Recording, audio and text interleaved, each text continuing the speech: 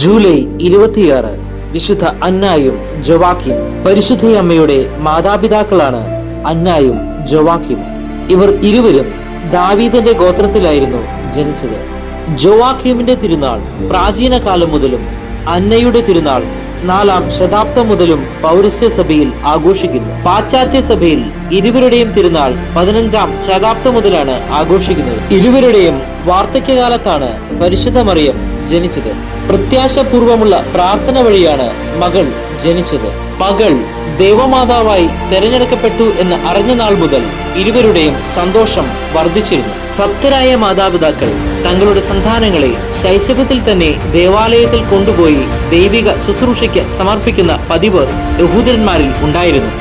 ഇതിൽ പ്രകാരം അന്നായും ജോവാക്കിമും തന്റെ മകളായ മറിയത്തെ ദേവാലയത്തിൽ സമർപ്പിച്ചു എന്നാണ് പാരമ്പര്യം വിശ്വാസം. ക്രിസ്തീയ കുടുംബങ്ങളുടെ മധ്യസ്ഥയാണ് വിശുദ്ധ അന്ന.